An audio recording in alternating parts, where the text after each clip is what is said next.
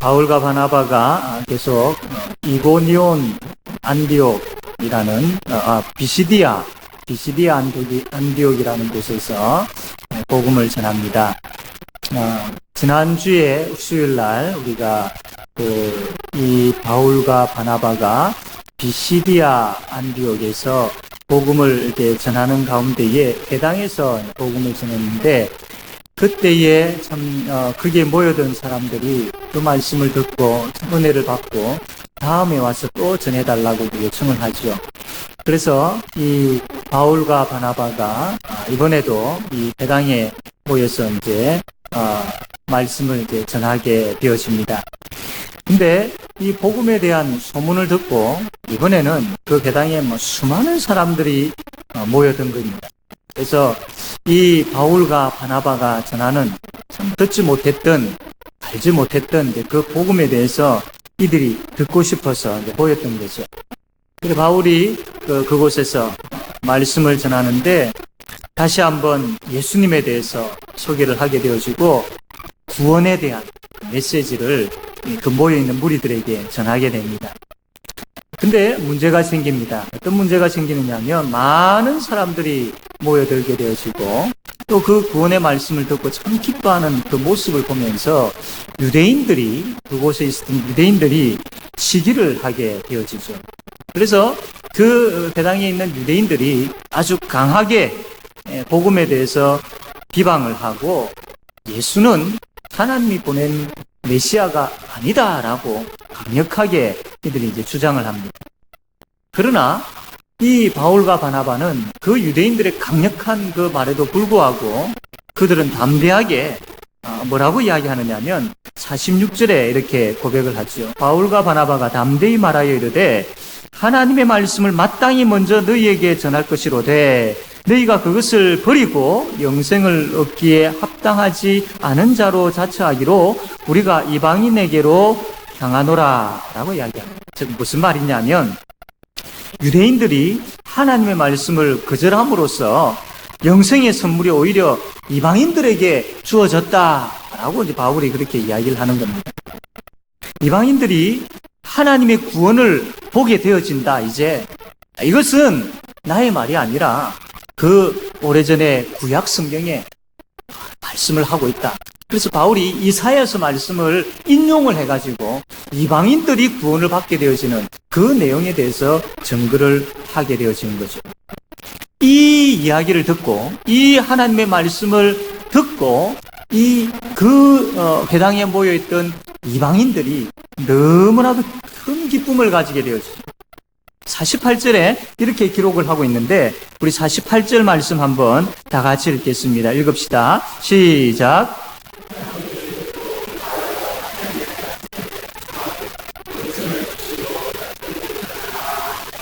아멘.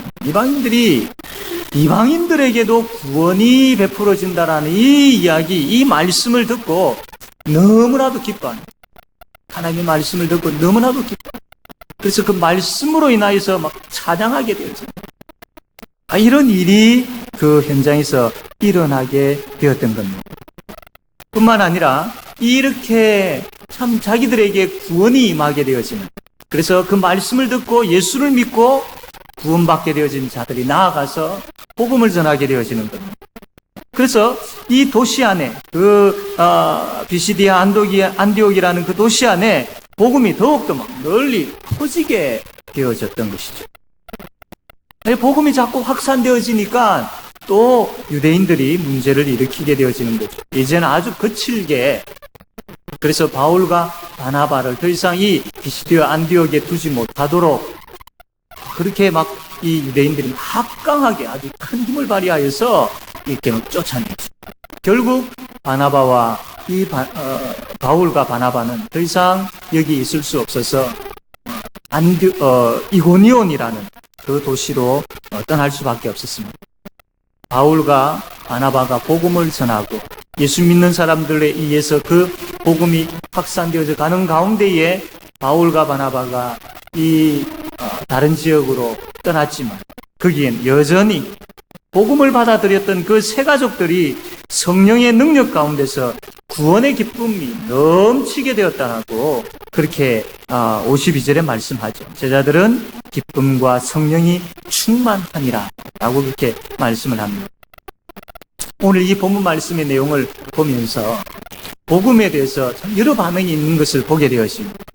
이 복음에 대해서 거부하고 거절하는 그런 사람이 있는 반면에 이 복음을 그대로 받아들이고 그 복음으로 인해서 기뻐하는 사람들이 있다라는 겁니다. 우리가 복음을 전하다 보면 참 어떤 사람은 아무런 반응이 없는 사람이 있죠. 그냥 무시해버리는 그런 사람도 있습니다. 또 복음을 전하다 보면 아주 강하게 거절하는 사람이 있죠. 아주 강하게 거절하는 사람이 있습니다. 심지어는 복음을 전할 때에 참 그 강한 거절로 인하여서 복음을 전하는 사람이 어려움을 당할 때도 있죠. 그러나 이러한 일들만 있지 않습니다.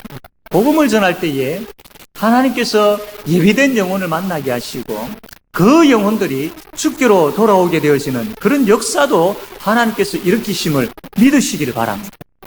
복음을 전하는 그 현장에 나아가서 예수 생명에 대한 부분들을 이야기를 할 때에 그것을 받아들이는 사람들이 있습니다. 위에 머리로서는 이해되어지지 않지만 성령 하나님의 역사식으로 인하여서 주께로 나오는 그 열매들이 있음을 믿으시기를 바랍니다.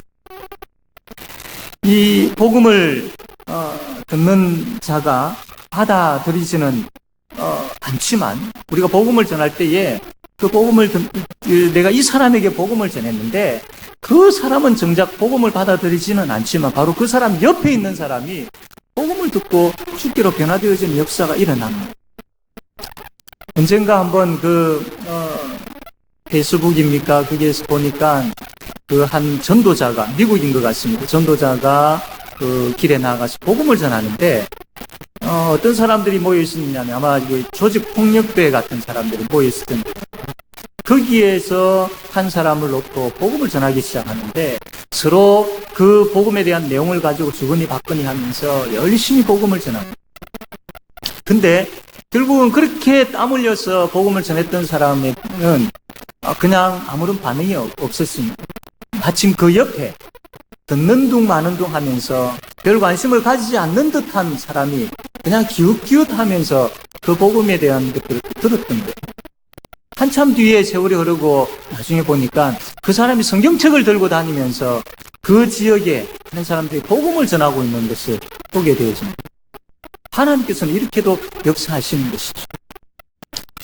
우리 유치부에서 토요 놀이방을 하고 있는데 그 전도의 장으로 해서 하고 있는데 또 어린 아이들 또 혹은 부모님들 와서 교육도 하고 같이 놀기도 하고 또 뭐 간식도 먹고 또 복음에 대한 부분들도 간접적으로 듣기도 하고 이런 시간들을 가지고 있습니다.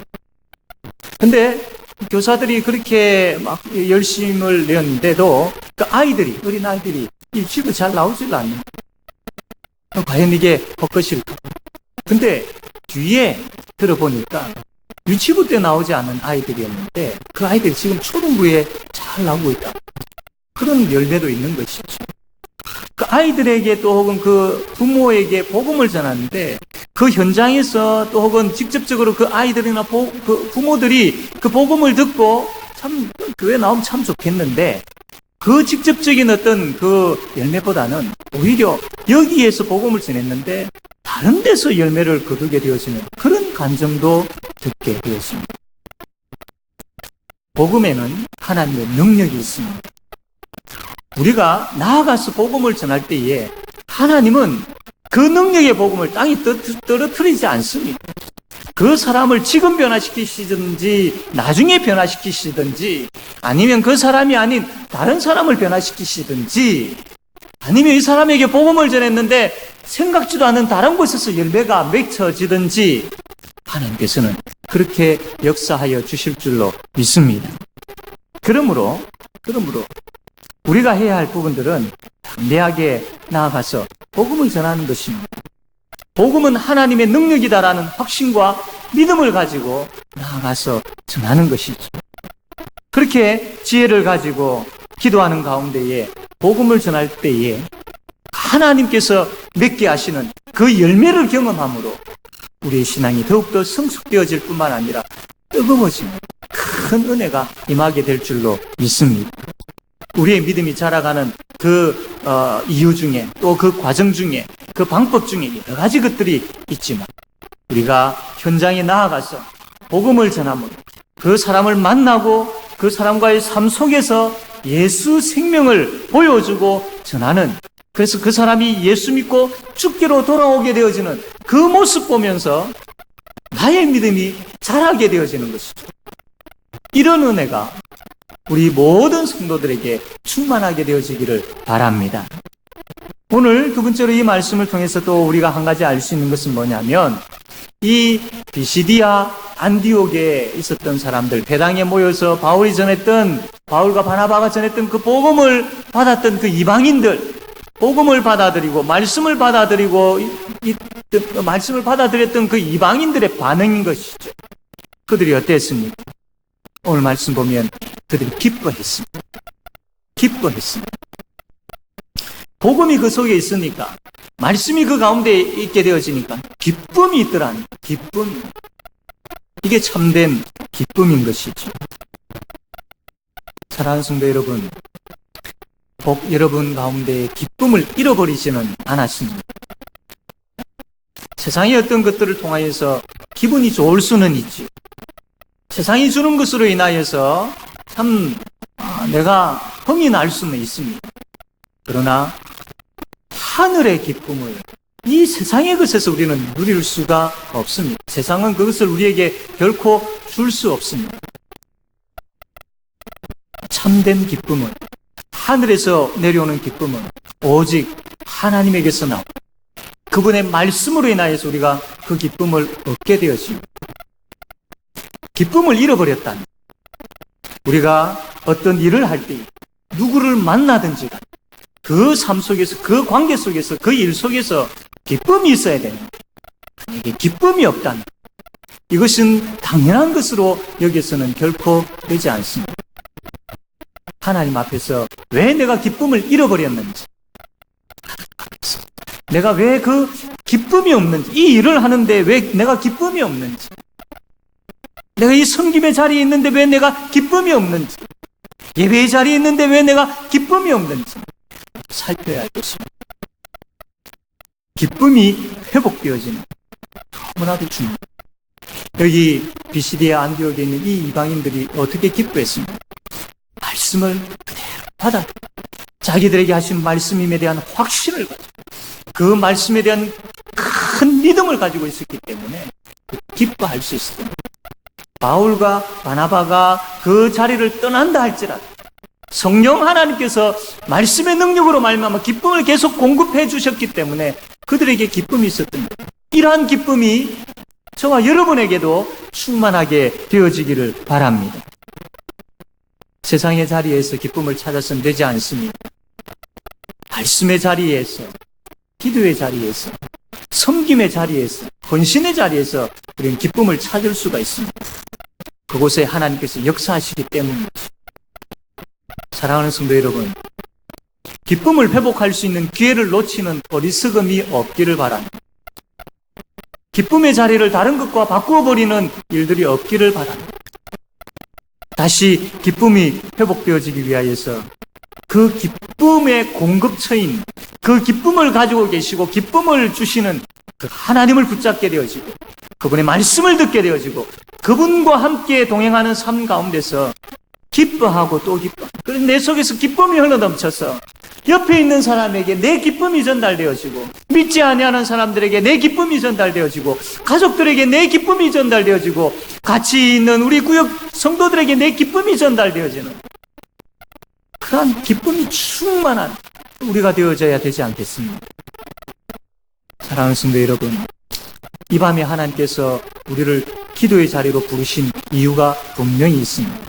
이 말씀을 듣게 하신 이유도 분명히 있습니다. 이 밤에 우리가 기도할 때에 기쁨이 회복되어지는 역사가 일어나기를 원합니다. 하나님께서 이 자리에 기쁨을 부어주실 때에 마음을 열고 하나님 앞에 부르짖을 때에 그분이 기도하는 그 현장에서 기도하는 자에게 부어주시는, 뭔가 어떻게 설명은 할 수 없지만 말씀을 통하여서 기도함을 통하여서 주께서 부어주시는 그 기쁨을 체험하고 누리며 살아가는. 그래서 그 기쁨을 맛보고 예수 믿는 것이 왜 기쁜 것인지를 깨달아 알게 되었습니다. 그리고 우리 모든 성도님들 되어지기를 바랍니다. 이 밤에 기도할 때에 성령 하나님께서 역사하여 주시고 우리의 불안해, 두려워, 우울해, 힘들어, 눈물 흘리는 그 마음을 기쁨의 마음으로 바꿔주실 줄로 믿습니다. 그 믿음 가지고 부르짖는 저와 여러분 되어지기를 바랍니다. 아멘.